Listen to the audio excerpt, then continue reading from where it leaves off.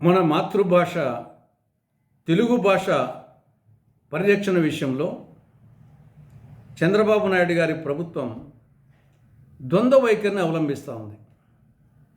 అంటే పైకి చెప్పేది ఒకటి, చేస్తున్నది ఒకటి. ఎలా ఉంది అంటే గోటితో గిల్లుతూ నోటితో లాలిపాట పాడినట్టుంది. పైకేమో నిన్న కూడా ప్రపంచ తెలుగు మహాసభల్లో బాగా చెప్పారు.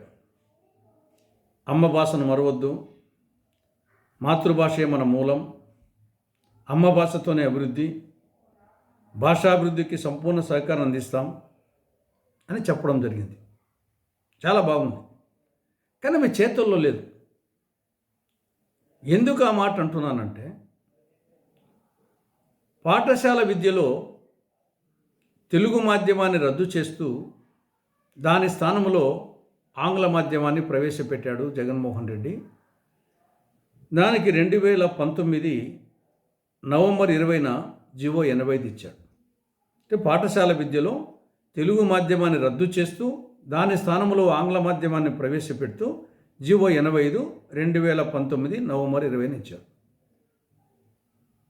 ఆ జీవో ఇప్పటికీ కొనసాగుతూ ఉంది. చంద్రబాబు ప్రభుత్వంలో కూడా ఆ జీవో యథాతథంగా కొనసాగుతూ ఉంది.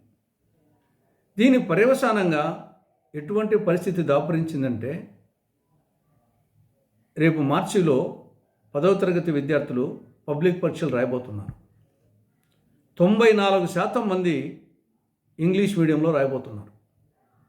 94% మంది ఇంగ్లీష్ మీడియం రాయబోతున్నారు. మంది తొలి భాషా ప్రయుక్త రాష్ట్రంగా ఏర్పడినటువంటి రాష్ట్రం. ప్రస్తుతం పరిపాలన సాగుతూ ఉండేది తెలుగుదేశం నేతృత్వంలోని కూటమి. ఆ పార్టీ పేరే తెలుగుదేశం. రామారావు గారు, స్వర్గీయ ఎన్టీఆర్ గారు పార్టీని స్థాపించిందే తెలుగు భాష కోసం, తెలుగు జాతి కోసం, తెలుగువారి ఆత్మగౌరవ పరిరక్షణ కోసం. అటువంటి ఆ పార్టీ పేరు కూడా తెలుగుదేశం. కానీ ఇప్పటికీ ఆ జీవో కొనసాగుతూ ఉంది. పాఠశాల విద్యలో 10th క్లాస్ విద్యార్థులు 94% మంది ఆంగ్ల భాషలో రాస్తున్నారంటే ఎక్కడికి పోతుంది ఈ రాష్ట్రం? ప్రపంచంలో ఏ దేశంలో ఇటువంటి పరిస్థితి లేదు. దేశంలో ఏ రాష్ట్రంలో ఇటువంటి పరిస్థితి లేదు. పాఠశాల విద్యలో, ప్రత్యేకించి ప్రాథమిక విద్యలో మాతృభాష లేనటువంటి రాష్ట్రం లేదు, లానటువంటి దేశం లేదు. మన ఒక్క రాష్ట్రమే. పాఠశాల విద్యలో తెలుగు మాధ్యమాన్ని రద్దు చేస్తూ ఆ జీవో కొనసాగుతూ ఉంది. ఇప్పుడు ఏమనాలా? జగన్మోహన్ రెడ్డి చేస్తానని కంటిన్యూ చేస్తున్నారు. ఇంకా స్కూళ్ళల్లో పిల్లలకు తెలుగు రానప్పుడు ఇంకా మనం ఎన్ని చేస్తే ఏమవుతుంది? మనం కోర్టులో మాట్లాడితే ఏమవుతుంది? తర్వాత వచ్చేసి పరిపాలనలో జీవోలు ఇస్తే ఏమవుతుంది? పిల్లలకు వచ్చేసి స్కూల్లో వచ్చేసి వాళ్ళకి తెలుగు వస్తే కదా. కాబట్టి ఇప్పటికైనా చంద్రబాబు నాయుడు గారికి, తెలుగు భాషాభిమానులు అందరికీ తెలుగు రక్షించాలని చాలామందికి ఉంది. కానీ కరెక్ట్గా ఏమి చేయాలో చేయడం లేదు. మిగతా అన్నీ మాట్లాడుతున్నాం. సభలు పెట్టచ్చు, ప్రపంచ తెలుగు మహాసభలు,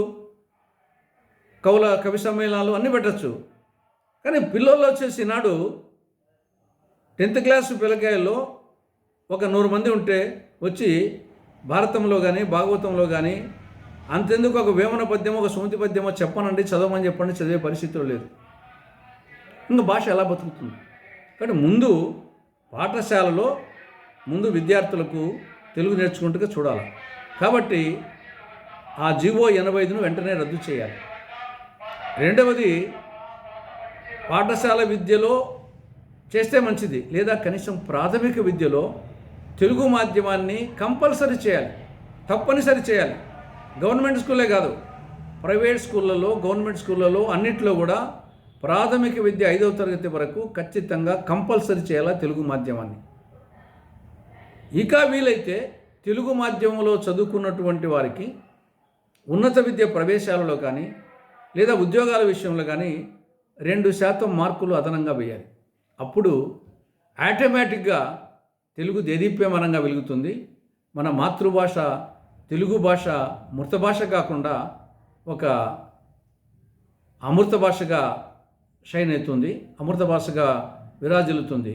కాబట్టి ప్రభుత్వం ఆ కోణంలో ఆలోచించాలని కాంగ్రెస్ పార్టీ విజ్ఞప్తి చేస్తూ ఉంది.